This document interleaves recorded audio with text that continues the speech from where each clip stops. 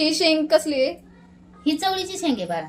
आज तू चवळीच्या शेंगाची भाजी करणार आहे का? हा, चवळीच्या शेंगाची भाजी करणार आहे मी. ही नाही का चवळीची शेंग आहे ना, हा मी नीट करताना नाही दाखवली तुम्हाला. हा म्हणजे की नाही का, मी नीट करून झाल्यावर मला लक्षात आलं की आपण ही रेसिपी करून दाखवावं म्हणून, नाही का. अच्छा. आणि चवळीची शेंग घेतलेली मी, अर्धा किलो चवळीची शेंग घेतलेली आहे. हा आणि त्याच्यासाठी आहे ना मी 4 बटाटे घेतलेले आहेत. हा आणि मग मी त्याच्यासाठी मसाला आपला घेतलेला आहे थोडासा, नाही की आपला घरचा मसाला आहे, गोडा मसाला आहे, हळद पावडर आहे, धना पावडर आहे, लाल मिरची पावडर आणि मीठ. मी थोडेसे साहित्य करणार आहे मी. काय मसाला वाटून किंवा काय असं काहीच नाही करणार. थोडेसे साहित्यात छान भाजी होती, नाही का, तशी करणार आहे मी ती. फ्रेंच बीन्स सारखीच असते ना भाजी? पण ती वेगळी आहे बाळा. अच्छा. हा, ते परसबी वेगळी असते. ही चवळीची शेंग आहे, चवळीची शेंग म्हणतात. मी दाखवली असती हा. पण आता नीट करून घेतली ना मी. हा हा, तर परसबी वेगळी आणि ही चवळी वेगळी असते. ओके. हा, तर चल मग आपण करूयात भाजी. मग हा बेसन घेतला.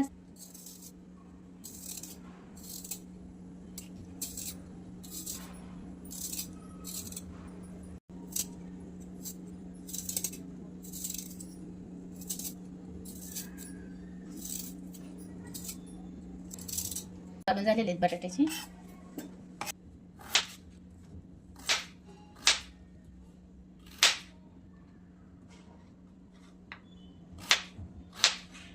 साईडचे नाही का तुकडे करायचे ह्याचे.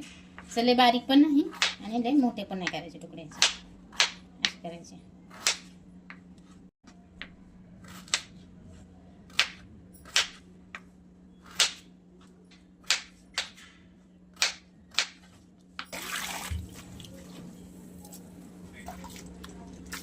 हे ना मस्त धुवून घ्यायचं असं. आणि हे मिक्सर धुवून घेतलं कारण आपल्याला मिक्सर भाजी बनवायची नाही चवळीची.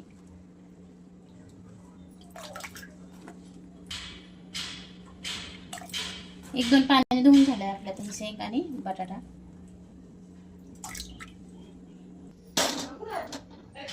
ह्यात हे कारळे आहेत ना, ह्या कारळ्याचं कूट टाकणार आहे भाजीत मी. शेंगदाण्याचे कूट किंवा दुसरे मसाले कुठले टाकणार नाही, फक्त ही कारळ्याचं कूट टाकणार आहे. तर आपण भाजून घेणार आहे कारळा. जास्त भाजी द्यायचं नाही, तर करपलं ना चव लागत नाही ह्याची. मग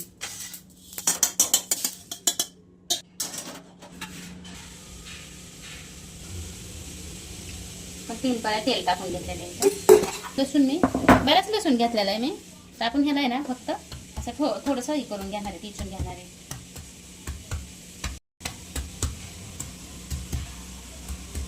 आपण आहे ना थोडीशी मोहरी टाकणार आहे याच्यात. मोहरी चांगली करतो ना, लसूण टाकणार आहे याच्यात.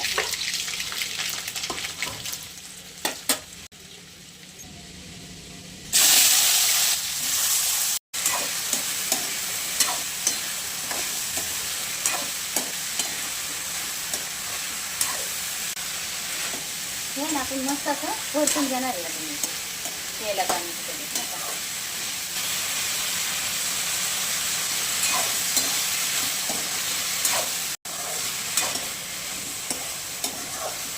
ना ते सगळा मसाला घेतलेला आहे ना, आपण टाकून देऊया त्याच्यात.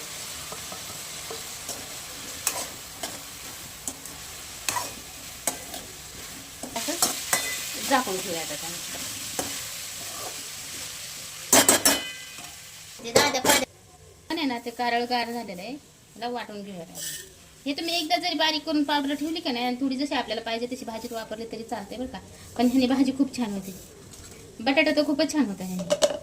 असा मोकळा, जसा आपण पिवळा बटाटा बनवतो का तसंच असंही कारळा टाकून बटाटा बनवायचा, मस्त होतो.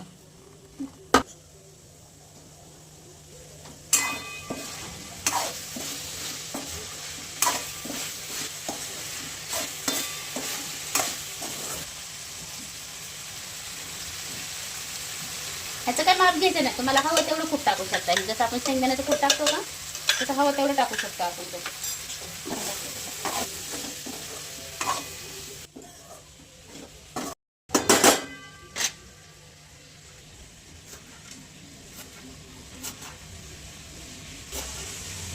आपण कोथिंबीर पण टाकून घेऊयात आता. म्हणजे शिजली ना तिची चव उतरते नाही का भाजी. भरपूर कोथिंबीर पण घेतलेली त्या टाकायला. भाजीचा खूप छान सुवास येतो आहे. छान येतोय ना. हो, मला खूप आवडते कारळ टाकून केलेली भाजी. अरे भाजीली भारी होती ह्याने असे कारळ टाकून केलं. हा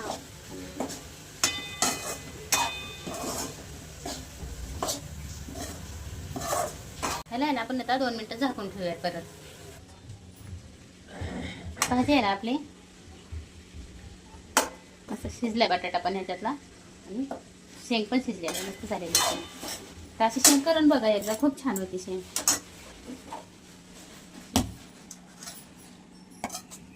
अशी लाल पडत नाही भाजी दिसत आहे कारण मी कारळ टाकलेलं आहे ना, त्याच्यामुळे थोडासा काळा कलर येतो, पण चवीला एकच नंबर भाजी होती बघा. ही अशी करून बघा तुम्ही भाजी.